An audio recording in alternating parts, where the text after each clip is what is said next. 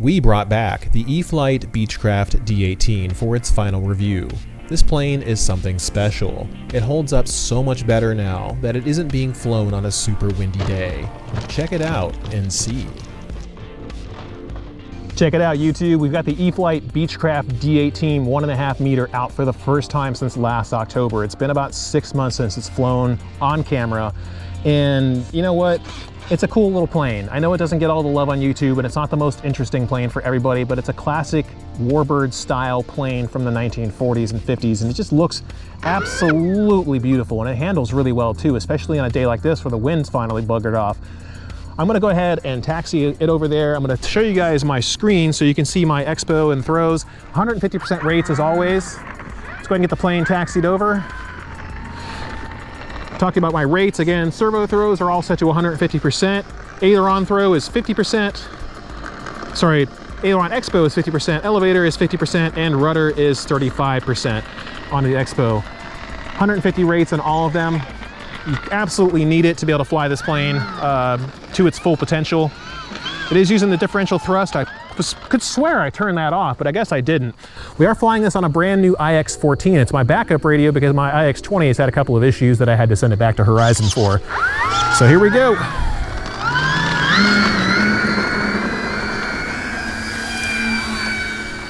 Nice. Yeah, I forgot to even turn on the flaps for that one. We're gonna just do some nice scale-like flying, basic stuff, nothing too crazy with it. Very, very, very easy flyer. If you want a good Warbird style plane to fly with, this is a great plane. We are flying this on a Spektrum 4030C pack. This is a great battery, perfect size for this plane. Handles it absolutely phenomenally. We're gonna drop the flaps, bring it in for a nice slow pass in front of the camera. Flaps coming in. Again, I know this isn't the most exciting plane ever made, but it's beautiful. Sometimes that's what it's about. We're gonna go. We're gonna pull the flaps up, bring it back around again, and then go right past the camera so you guys can get a good look at the detail in it. Using some rudder to kick that nose around.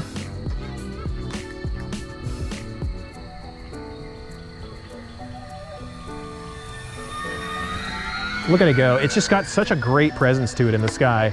Gonna drop the gear, nose it over with the rudder, point it into the turn here. Go ahead and drop into the pattern with a little bit of thrust and try to make as gentle of a landing as we can get.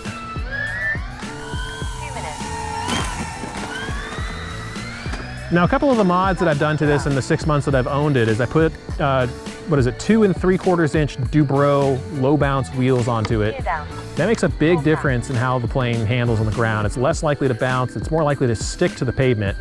I did also add a TwoBros tail wheel because the tail wheel that was on it was getting completely obliterated by the pavement. Of course, I just bounced it right as I said it wasn't gonna bounce as much. That was me actually holding the elevator back and being goofy. Trying to talk and fly at the same time is not the easiest thing in the world.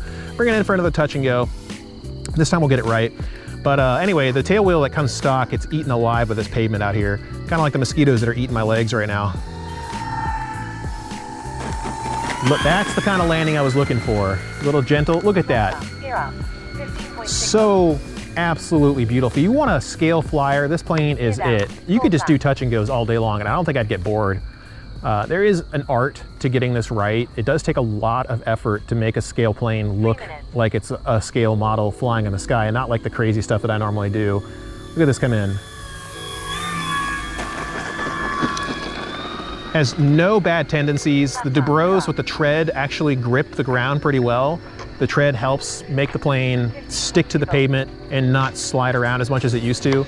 Dropping the gear, gonna use a little bit of a right slip to get it in. There we go, slow it down. Look at it come in. Just absolutely gorgeous.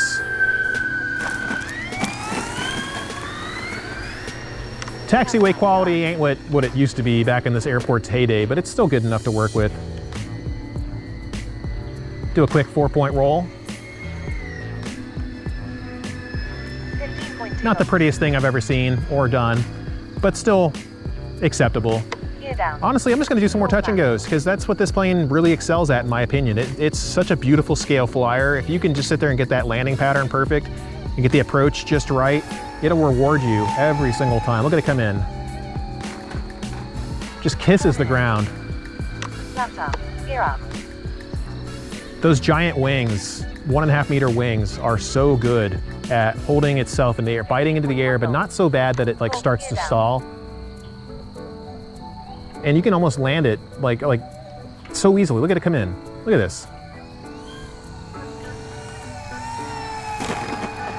Just so phenomenally good, man. I know the last time I flew this, a couple of the guys in RC groups gave me a hard time because I was making it do stuff like this and trying to Harrier it and all that other goofy stuff. And that's not what this plane's really designed for. It'll do it, and it's kind of cool to see it do it, but you know what? There is an inherent grace and beauty in getting a scale model to fly like the real thing.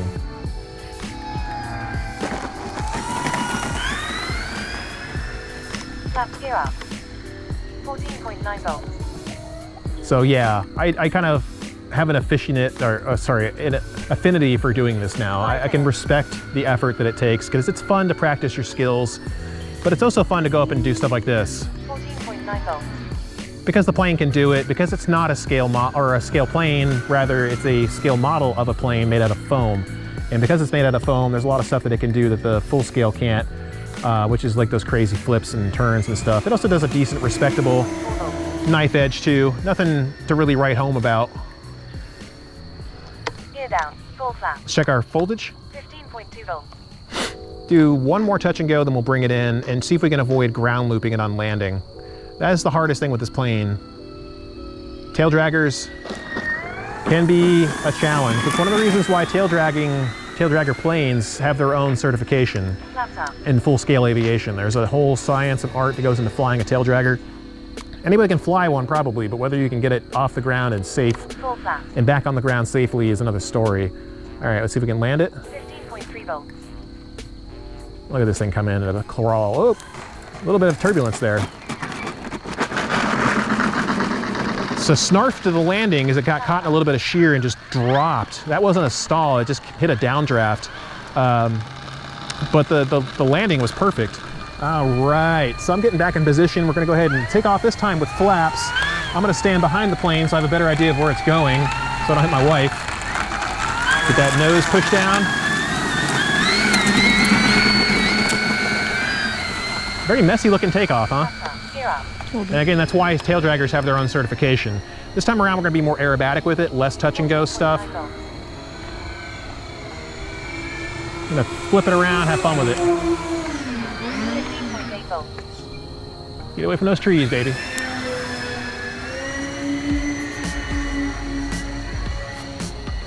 G-force 4.3. Yeah, getting G-force warnings now. But this plane is a tank. It's built to handle this kind of stress and abuse and more. 7 minutes. 15.8 volts. Oh, almost got behind those trees there for a second. If that happened, it would have been doo-doo. Getting a little dark, but it's one of the reasons why that wing light is so useful right now. This thing is about as aerobatic as you can expect a twin to be. It's not a 3D monster or anything, but it's pretty good at doing all sorts of stuff, but especially snap rolls are what it excels. Look at the snaps. I mean, literally, it'll just snap endlessly as long as you keep giving it input. It's pretty good stuff. It also has no problem doing this nap of the earth style flying where we're just kind of hugging the terrain.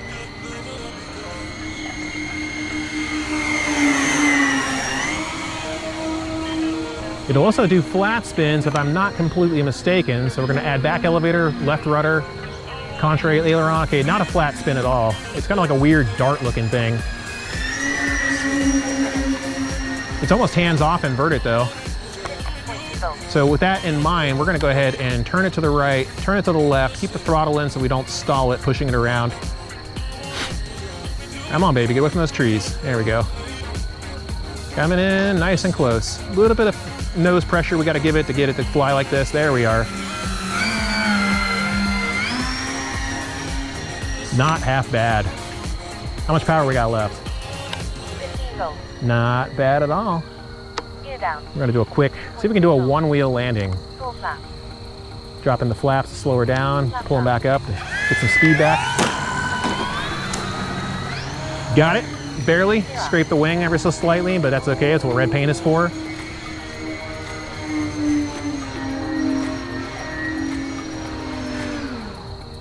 Goofy thing, man. It's fun when you can do this stuff, and especially at this time of night where you can really see the lights on the plane. 14.9 volts. You gotta almost go full throttle to get that rudder to actually be effective with the differential thrust for the knife edge passes.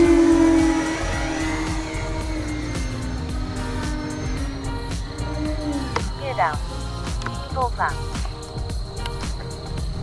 So you don't have to fly at scale. You can do all sorts of cool stuff with it. You can still bring it in nice and gentle if you want. Kiss that ground, launch it back up. 0.9 volts.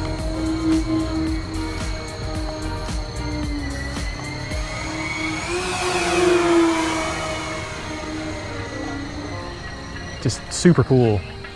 Very capable model. Again, that's one of the reasons why Two Brothers radio control is even a thing. Down. Full flap. You know, after we got inspired by Zach and Ben at Tail Heavy Productions to realize that foam aircraft can do more than just fly in circles, we like to do the scale stuff too, but at the same time, it's nice to be able to push them to do what a scale model made out of foam can do, rather than what the full scale plane can do. So it's fun for us to be able to push our limits and make planes do all this kind of cool stuff. Let's get another nice slow pass real quick.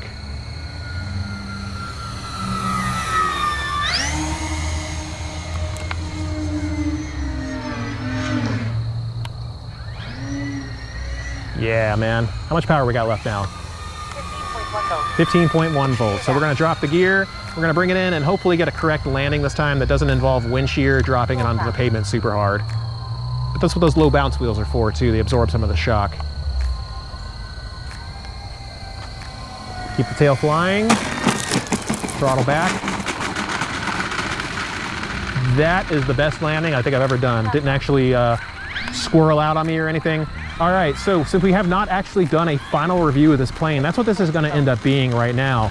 So let's go ahead and taxi it over. I'm gonna sit next to it. I'm gonna point out some stuff about it. Obviously, you guys can see that the lights that Horizon had put into this plane are phenomenal. You have reverse thrust too.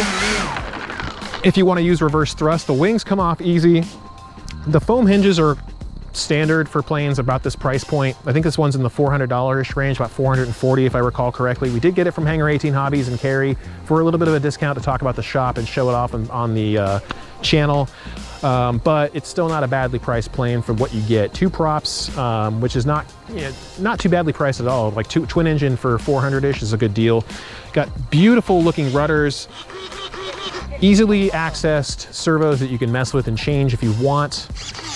Obviously the roll rate on this thing's phenomenal. The flaps are great. I do wish that it came with gapless hinges, but you can't always get that at this price point.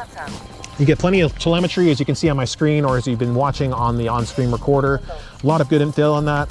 Good info, rather, is what I meant to say. Go ahead and turn off the screen recorder while we're chilling here. The fit and finish on this thing is some of the best in its price point. It's really pretty. I mean, look at how good this looks. A couple of minor upgrades for the wheels and change the tail wheel out to another TwoBros low bounce rubber, not low bounce, but just rubber tail wheel. Will keep it from getting eaten alive if you're flying off of pavement. If you're not flying off pavement, you're flying off something like grass instead.